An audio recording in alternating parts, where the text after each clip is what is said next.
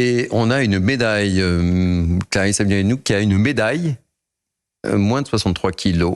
Médaille de bronze, voilà, ça c'est important, Cocorico. On devrait mettre une petite musique à chaque fois pour signer toutes les médailles, parce que ça fait combien de médailles que nous avons ? 17, 17 médailles, hein. Vraiment, ça commence à... C'est formidable. Ouais, allez, avec moi, pour commenter cette actualité, Erwan Barillou, écrivain, ravi de vous accueillir, évidemment. Mathieu Hoc, secrétaire général Le Millénaire, ravi de vous accueillir. Xavier Roffer, criminologue, fidèle. Georges Fenech, ancien magistrat, ravi de vous retrouver, évidemment. Noémie Schulz, spécialiste police-justice, est avec nous. Et Jacques Morel, ancien patron de l'Office central de lutte contre la délinquance itinérante, est avec nous. Bonsoir, Jacques Morel. On commence donc avec cette avancée dans la disparition de Lina, cette jeune fille de 15 ans qui a disparu depuis septembre 2023, je le disais dans le rappel des titres, non loin de chez elle en Alsace. On en a beaucoup parlé. Des fouilles ont été lancées par la gendarmerie aujourd'hui. Les derniers éléments avec Régine Delfour. Des fouilles ont démarré ce matin dans la vallée de la Bruche, dans le Bas-Rhin. Les gendarmes mènent une vaste opération de recherche pour retrouver Lina, l'adolescente de 15 ans, disparue le 23 septembre dernier. D'énormes moyens sont déployés.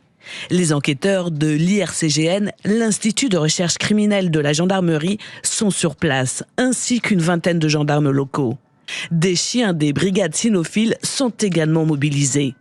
Ces fouilles surviennent après la découverte majeure vendredi du profil génétique de Lina dans une voiture volée, retrouvée dans le sud de la France. Selon une source proche de l'enquête, le conducteur s'est suicidé après la saisie de sa voiture par les gendarmes. Ce véhicule était recherché par les enquêteurs car il avait été établi qu'il se trouvait non loin du point de disparition de Lina. Le 23 septembre dernier, Lina quitte son domicile de Plaine et elle se rend à pied à la gare de Saint-Blaise-la-Roche pour rejoindre Tao, son petit ami à Strasbourg. Un trajet de 3 km que Lina a l'habitude de faire. Des témoins affirment l'avoir vue marcher en direction de la gare entre 11h15 et 11h30. D'autres déclarent l'avoir vue à bord d'un véhicule. À 11h22, son téléphone cesse d'émettre. Seule certitude, Lina n'a jamais pris son train pour Strasbourg. Et on prend la direction de Plaine, retrouver notre équipe sur place, Célia Barotte et Solène Boulan. Célia, qu'ont donné les recherches ? Eh bien, pour l'instant, à ce stade, aucune trace de Lina. Les recherches n'ont pas abouti à connaître les circonstances exactes de la disparition de Lina. Les enquêteurs sont toujours sur place. Les investigations se poursuivent pour connaître les circonstances de la disparition de cette jeune adolescente qui a disparu il y a presque 1 an. Difficile pour nous de trouver justement ces gendarmes, ces nombreux gendarmes qui sont déployés sur le secteur, tant le paysage est vaste et puis nous sommes dans une configuration très montagneuse avec énormément de végétation. C'est la saison estivale, donc il est compliqué pour nous d'apercevoir les gendarmes. Il y a aussi des chiens qui sont mobilisés pour essayer de retrouver la trace de Lina, pour essayer de retrouver des restes humains.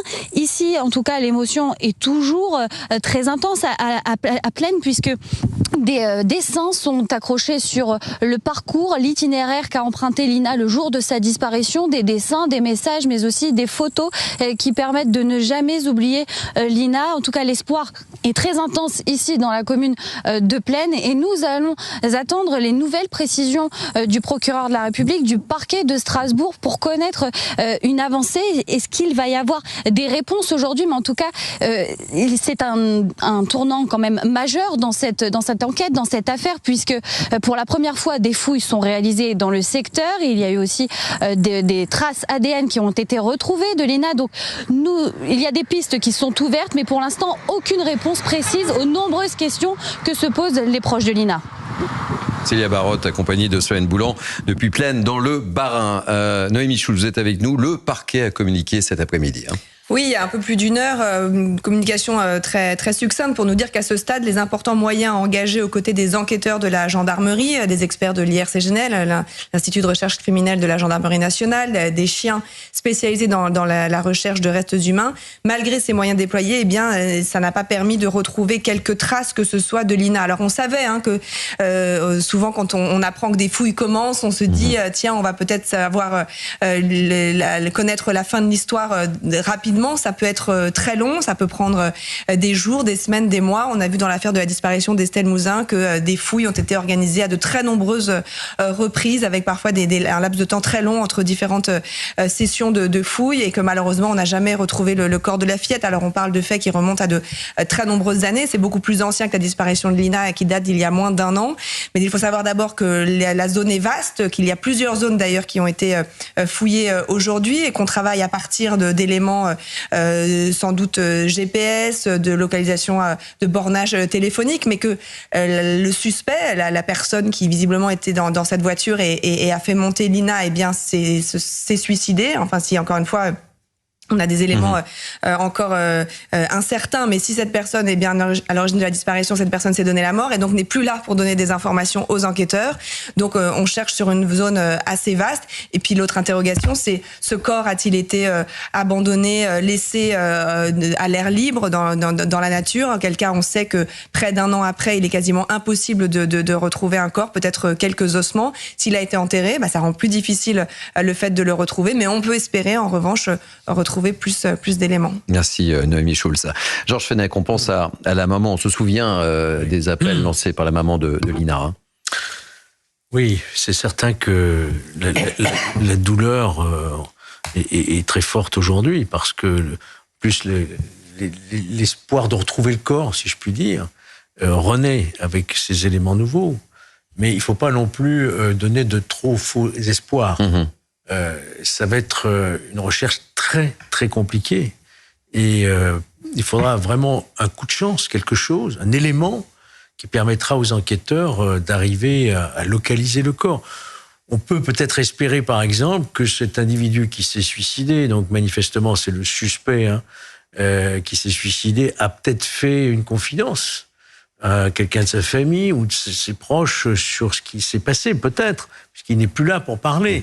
Donc je pense que les enquêteurs vont faire évidemment tout l'entourage du suspect et procéder à sans doute des mises en garde à vue de son entourage, sa famille, pour essayer d'en savoir un peu plus sur ce qu'il a pu leur dire éventuellement ou ce qu'ils peuvent savoir eux-mêmes.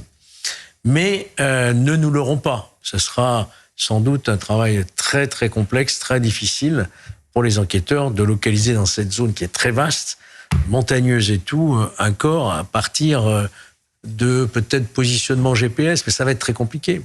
Jacques Morel, vous êtes ancien patron de l'Office central de lutte contre la délinquance itinérante, et on le voit, et Noémie l'a évoqué, Noémie Schulz, l'élément déterminant, ça a été la découverte de ce véhicule, évidemment. Oui, alors ce véhicule, on n'avait pas connaissance avant d'apprendre par une déclaration du parquet, un communiqué du parquet, qu'une trace ADN qui pouvait correspondre à celle de Lina avait été retrouvée à l'intérieur.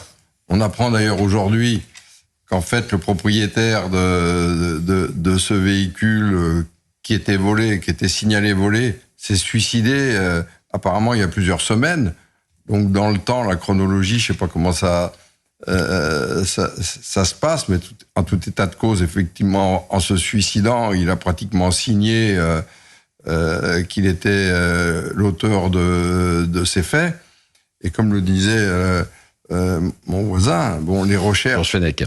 Il y a eu des recherches beaucoup plus importantes qui ont été lancées avec des effectifs très importants, des battues citoyennes, des escadrons de gendarmerie qui ont déjà été engagés dans cette zone. Enfin, si ça semble être dans la même zone, ça va être très compliqué, sauf avoir un croisement de bornage avec la géolocalisation de la voiture. Je ne vois pas comment on peut retrouver des traces à l'heure actuelle. Et on va suivre ça évidemment avec Noémie Schulz et toutes nos équipes. Vous êtes bien sur Europe 1 et sur CNews. C'est Punchline été jusqu'à 19h. On marque une pause. On se retrouve dans quelques instants. On va parler des dépenses de l'Elysée. On a dépensé beaucoup dans les cocktails, les invités de prestige, etc. On va en parler tous ensemble. Restez avec nous. À tout de suite. 18h-19h sur CNews et Europe 1. Punchline. Thierry Cabane.